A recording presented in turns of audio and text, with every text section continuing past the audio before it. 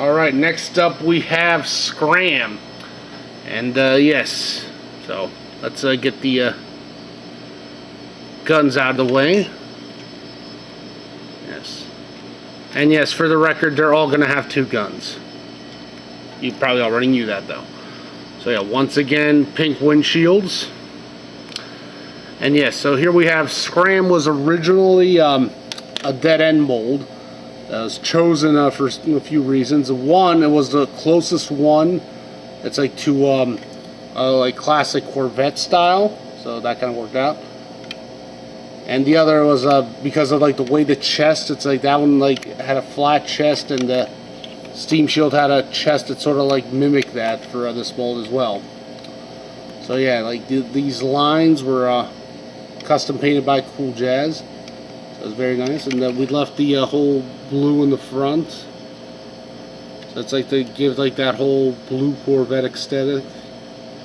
And yeah, with the pink lines. It was also supposed to have some pink lines on side, but it kind of breaks up with the flow there. So it's like, I just love the way it was left. So yeah, let's get him transformed. I think about Skram as he's basically one of the boastful warriors, and he's like basically very carefree. He just loves the idea of like running into a base and blowing up every Decepticon. Usually likes to brag about it, but you know, you can't really argue with the results. Kind of like an Autobot version of Dragstrip in that regard. Yeah, so like I said though, if you can't argue with the results though, it's yeah, let them gloat. Alright.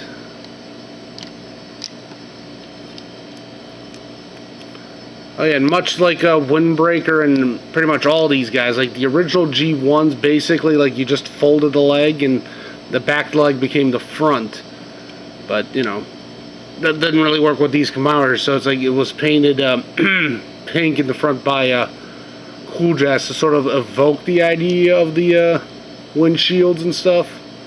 And the coloration, and yeah, that's you know, they're not one-on-one, you know, like they were just chosen. It's like to be a specific thing. Yeah, give him his guns.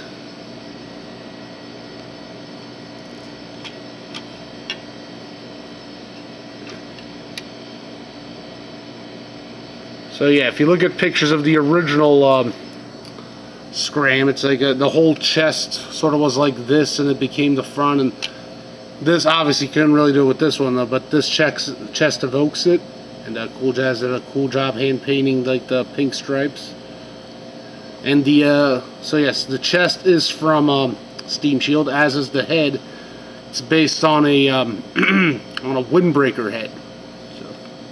No, not Windbreaker. Windcharger head. Yes. Windcharger. Windbreaker. What are you going to do? Yeah, it was very much looking like a Megatron head. And the funny trivia about this head was that originally, like, there's an upsized version of it, which is a little bit bigger, more Voyager size. And I was considering using that for the Megatron mold. It's like that Cooljazz and I did earlier, which you can see, like, in the backlog. But it still had the 4mm ball joint, which that one, it's like the Cyclonus mold had a 5mm ball joint. So it's like that's why we went with the Titan's Return faceplate. So that's something to consider. But yeah. Also, fun note. Apparently, these guys like Skram and Windbreaker were gang molded.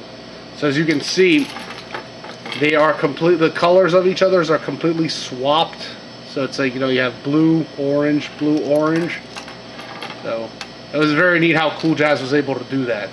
So yeah, stay tuned next for Turbo Fire. Later.